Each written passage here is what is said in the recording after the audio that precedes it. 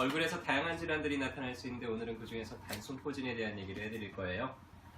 입술이 한 번씩 이렇게 물집이 잡히면서 입술이 쥐는 이런 경험들 아마 대부분 한두 번 정도는 해보지 않으셨나 싶어요. 상당히 많은데요. 오늘은 단순포진이 왜 생기고 어떻게 평소에 좀 관리를 해나가야 되는지에 대해서 좀 간단하게 얘기를 해드릴 거예요.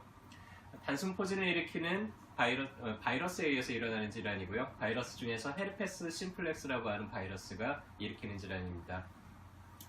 전 세계 정상 성인에서 한 60%에서 95%가 감염되어 있다 그래요. 상당히 많죠. 그리고 한 번 감염이 되고 나면은 완치가 되지 않는 질환으로 알려져 있고요. 이따가씩 내가 좀 많이 면역력이 떨어져 있거나 체력이 많이 떨어져 있을 때 또 한 번씩 나타났다가 또 잠복했다가 이런 걸 이제 반복을 하게 되는데요. 일단은 최초에 감염이 됐을 때 꼭 감기 걸린 거랑 되게 비슷해요. 막 여기저기 두드려 맞은 것처럼 몸살 기운이 나고요. 좀 열도 나고 그러면서 머리도 아프고 하더니 포진이 이제 최초에 생겨요. 그리고 나서 한 3, 4일 정도 지나면서 최고조에 이르렀다가 한 열이틀 정도 지나면서 이제 사라지는 그런 질환이고요. 되게 감기하고 좀 비슷하지만은 어딘가 이렇게 수포가 올라온다는 요거 하나만 좀 차이가 있죠. 그 뒤에는 이게 이제 또 내가 체력이 떨어질 때마다 한 번씩 재발이 됩니다. 재발이 됐을 때는 그래도 처음보다는 증상은 좀 약한 편이에요. 하지만은 역시 마찬가지로 좀 이렇게 올라왔다가 좀 이렇게 몸이 피곤하고 그러고 또 가라앉고 이런 걸 반복을 하죠. 자, 왜 그러냐면은요. 이 헤르페스 종류의 바이러스들은 한번 몸속에 들어오잖아요. 그럼 우리 척추 주변에 있는 이 신경절에 잠복을 하게 됩니다. 그래서 거기에 계속 살아요. 헤르페스 종류의 바이러스들은 다 그래요.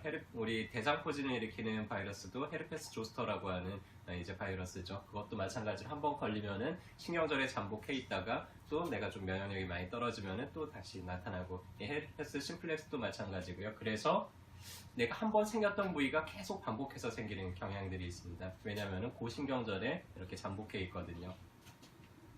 자, 해서 헤르페스 심플렉스는 1형과 하고 2형을 나눠요. 1형은 대체적으로 좀 배꼽보다 위쪽에 증상이 일어나는 편이고요. 다음에 2형은 배꼽보다 좀 아래쪽에 증상이 나타나는 편이에요. 그래서 1형은 주로 이제 뭐 입술이라든지 뭐 손이라든지 손가락이라든지 아니면 어떤 분들은 눈꺼풀에 나는 그런 분들도 있고요. 2형은 성기 주변에 가장 많이 나타나요. 그래서 성기 주변이라든지 뭐 엉덩이 쪽이라든지 이런 쪽에 좀 잘 나타나는 편이고요.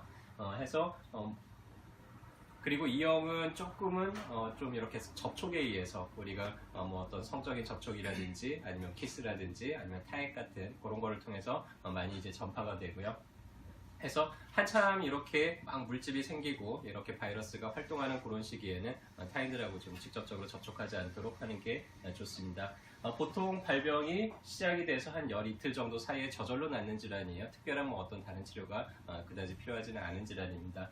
보통 처음 한 하루 이틀 정도 사이에 뭔가 감각이 좀 이상해요. 그러더니 한 2, 3일 지나면서 물집이 최초에 이제 잡히기 시작을 하고요. 한 3, 4일 정도에서 상당히 이제 가장 최고조를 이룹니다. 아프고, 그 다음에 물집이 퍼지고요. 그 다음에 이제 5일, 6일, 7일, 8일 지나가면서 점점 이제 딱지가 않고 물집이 작아지고, 그러면서 이제 9일에서 12일 정도 되면은 딱지가 떨어지면서 이제 회복이 되죠. 잘 회복되면은 괜찮은데 이걸 자꾸 손으로 대거나 딱지를 잡아 뜯거나 그렇게 되면은 좀 흉이 남거나 아니면 색소가 남은 경우들이 있으니까요. 되도록 자연 경과를 방해하지 않고 그냥 그대로 놔두는 게 좋습니다. 그래서 이게 접촉에 의해서 전염이 돼요. 그래서 대부분 자기하고 가까운 사람들을 통해서 이제 전염이 되다 보니까 상당히 많은 사람들이 감염이 되어 있는 편이고요. 이게 한번 이렇게 감염이 되면 그 부위를 자꾸 만지고 다른 부위를 만져서 다른 부위를 전파시키지는 않도록 그렇게 좀 주의를 해주는 게 좋고요. 타인들한테도 전염되지 않도록 뭐 식사기구라든지 수건이라든지 이런 거를 좀 따로 관리를 하는 게 좋습니다. 일단은 완치가 되지는 않는 질환이에요. 잠복해 있다가 또 상황이 되면은 또 한 번씩 밖으로 나오고 드러나고 하는데요. 해서 이렇게 한 번씩 입술에 물집이 잡힌다는 거를 우리는 몸에 내가 요새 생활에 좀 빨간 신호등이 켜졌구나 라고 이해를 하시면 좋습니다. 그래서 내가 최근에 너무 많이 스트레스를 받았거나 아니면 너무 과로가 오랫동안 누적이 됐거나 혹은 여자분들 같은 경우에는 어떤 임신이나 생리도 호르몬 변화도 영향을 미치고요. 감기가 걸렸을 때 감기 바이러스에 의해서 2차적으로 나타나기도 하고 햇빛이나 바람 등의 피부 자극이나 아니면은 어떤 심각한 상처를 입었을 때 그럴 때 이제 2차적으로 나타나기도 하고요. 이 헤르페스가 생기는 부위들을 보면은 과거에 좀 다치거나 까지거나 이렇게 약해진 부위에 나타나는 경우들이 꽤 많아요. 그리고 한번 생긴 부위에 계속해서 다시 생기고 재발하는 그런 경향들이 있죠. 그래서 일단은 이런 분들이 이제 한의원에 오시면 저희는 이제 자원고라는 거를 처방을 해드려요.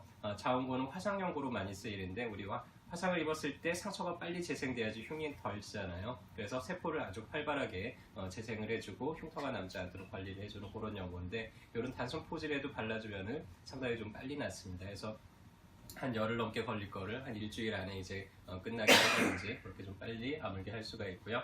어떤 분들은 이게 뭐 1년에 한 번 그럴까 말까 하는데 어떤 분들은 뭐 계절마다 이런 분들도 있고 뭐 조금만 내가 감기만 걸렸다 그럼 또 이런 게 자꾸 재발을 하는 분들이 있어요. 그만큼 체력이 좀 많이 떨어졌다는 얘기니까 그런 분들 같은 경우에는 한 번씩 이렇게 체력을 좀 보강하는 그런 약들을 처방하고 나면 또 한 몇 년은 또 끄떡없이 괜찮아지기도 하고 그렇습니다. 그래서 한 번씩 내가 이런 포진이 올라온다 그러면은 내 생활 습관 최근에 내가 너무나 면역력이 떨어지도록 좀 이렇게 하지는 않았는지 이런 걸 돌아보고 다시 체력을 회복하기 위해서 많이 노력을 해주시고요. 그럼에도 불구하고 자꾸 이런 게 재발이 돼요. 그럼 어디 가서 진료를 받으면 될까요?